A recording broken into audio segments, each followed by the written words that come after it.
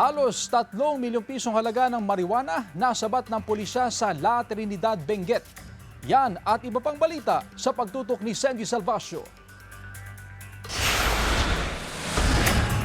Sa kulungan ang bagsak ng isang tricycle driver matapos masakote sa buy-bust operation ng otoridad sa barangay Bunuan, Binloc, Dagupan City madaling araw noong Biyernes. Kinilala ang sospek na si alias Junjun, 49 anyos. Nakumpiska ang 2 pakete na naglalaman ng hinihinalang shabu na nagkakahalaga ng 210,800 pesos. Itinuturing ang sospek na street-level individual na kasalukuyang nasa kustodiya ng PNP. Wala pa siyang pahayag. Madaling araw rin noong Biyernes, nadakip ang 3 lalaki sa buy-bust operation ng pulisya sa barangay Mayombo. Nasamsam mula sa mga sospek ang 10.5 grams na hinihinalang shabu na nagkakahalaga ng 71,400 pesos.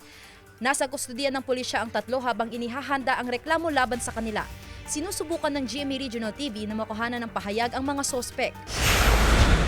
Sa Benguet, mahigit 2.8 milyong pisong halaga ng marijuana ang nakumpiska ng mga otoridad sa inabandonang sasakyan sa barangay Pugis, La Trinidad noong linggo. Nag-ikot ang mga pulis nang mapansin ng isang lalaking binubuksan ang likurang bahagi ng nakaparadang sasakyan. Sa pag-aakalang pagnanakaw ito, lumapit ang mga pulis sa lalaki pero mabilis siyang tumakbo. Dito nakita ang 2 sako na naglalaman ng marijuana na tumitimbang na mahigit 23 kilos. Patuloy ang investigasyon ng PNP upang matukoy ang may-ari ng sasakyan at pagkakakilanlan ng tumakas na lalaki. Sandy Salvacio, One North, Central Luzon.